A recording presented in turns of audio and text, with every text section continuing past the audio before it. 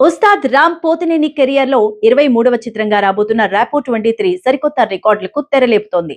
ఎప్పుడూ తన నటన డాన్సులతో అలరించి రామ్ ఈ సినిమాతో సరికొత్త అవతార్ లో ప్రేక్షకుల ముందుకు రాబోతున్నారు. ఆయన స్వీయ దర్శకత్వంలో ఈ చిత్రం రూపొందుతూ ఉండడం విశేషం. రామ్ కెరియర్ లోనే అత్యంత ప్రతిష్టాత్మకంగా తొలిసారి సుమారు 100 కోట్ల భారీ బడ్జెట్ తో ఈ చిత్రాన్ని తెరకెక్కిస్తున్నట్లు సినీ వర్గాల టాక్. ఇక ఇదొక high voltage psychological action thriller కాబోతోందని, కథాంశం ఎవ్వరూ ఊహించని విధంగా విభిన్నంగా ఉంటుందని ఇండస్ట్రీలో టాక్ వినిపిస్తోంది. ఈ ప్రయోగం రామ్ కెరియర్ ను నెక్స్ట్ లెవెల్ కు తీసుకువెళ్తుందని అభిమానులు భారీ అంచనాలైతే పెట్టుకున్నారు.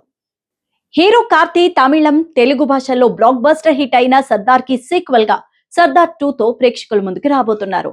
ప్రీక్వెల్ కి దర్శకత్వం వహించిన పిఎస్ మిత్రన్ సర్దార్ 2 కి దర్శకత్వం వహిస్తున్నారు. Prince pictures, ivy entertainments grand గా నిర్మిస్తోంది ఈ మూవీని.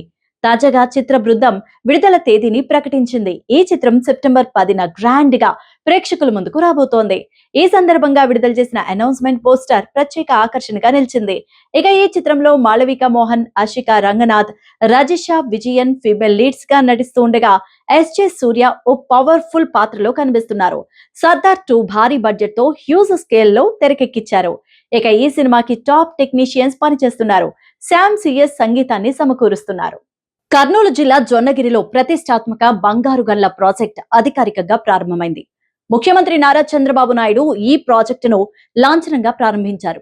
ఇక ఈ గనుల ద్వారా వెలికి తీసిన మొట్టమొదటి బంగారాన్ని రాష్ట్రంలోని ప్రముఖ జ్యువెలరీ సంస్థలకు సీఎం చేతుల మీదుగా అందజేశారు. ఆంధ్రప్రదేశ్ రాష్ట్రంలో లభించే సహజ వనరుల ప్రయోజనాలు ఇక్కడ ప్రజలకే ముందుగా చెందాలన్న ఉన్నత ఆశయంతో ఈ వినూత్న కార్యక్రమానికి శ్రీకారం చుట్టారు సీఎం. ఇక ఈ సందర్భంగా జొన్నగిరి బంగారం గనుల ప్రాజెక్టు ద్వారా ఆ ప్రాంత రూపురేఖలు మారబోతున్నాయని పేర్కొన్నారు. వందల ఏళ్ల క్రితం పేరుగాంచిన ఈ ప్రాంతం మళ్లీ తన పూర్వ వైభవాన్ని సంతరించుకుంటుందని సీఎం స్పష్టం చేశారు. స్వర్ణగిరి గోల్డ్ ఫీల్డ్ నుంచి సీమలో కొత్త చరిత్ర మొదలైందని బాబు చెప్పారు. రాబోయే రోజుల్లో రాయలసీమకు స్వర్ణమయమే అంటూ బాబు వెల్లడించారు. కేంద్ర మంత్రివర్గంలో త్వరలోనే భారీ పునర్వ్యవస్థీకరణ జరగబోతున్నట్లు జాతీయ రాజకీయ వర్గాల్లో జోరుగా ప్రచారం సాగుతోంది. ప్రధాని నరేంద్ర మోదీ నేతృత్వంలోని కేంద్ర కేబినెట్ లో మార్పులు చేర్పులపై బీజేపీ అధిష్టానం అంతర్గతంగా విస్తృత కసరత్తు చేస్తున్నట్టు సమాచారం.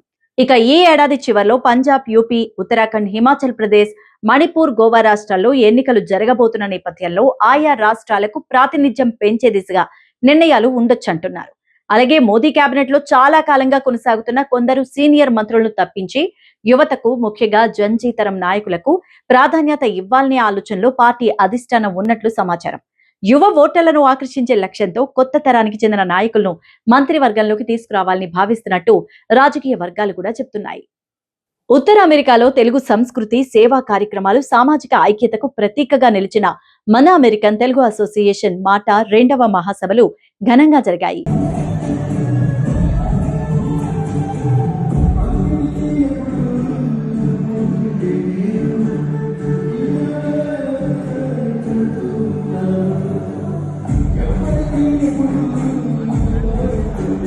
పెన్సిల్వేనియాలోని greater Philadelphia expo centre fair grounds లో 2 రోజుల పాటు నిర్వహించిన ఈ వేడుకల్లో సినీ ప్రముఖులు పాల్గొని సందడి చేశారు. 7,500 మందికి పైగా తెలుగు కుటుంబాలు పాల్గొనడంతో ఉత్తర అమెరికాలో అతిపెద్ద తెలుగు సమ్మేళనంగా ఈ సభ నిలిచింది.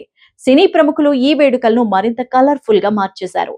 Nikhil Siddharth, Aishwarya Rajesh, Devi Sri Prasad, Jayaprada, Suman, Ali, anchor Suma, anchor Pradeep Machiraju, Vishi Iyer, Hollywood నటుడు శివారెడ్డి, అదిరి అభి, సునామీ సుధాకర్, మిమిక్రీ రమేష్ తదితరులు తమ పర్ఫార్మెన్స్ తో ఆహుతులను అలరించారు.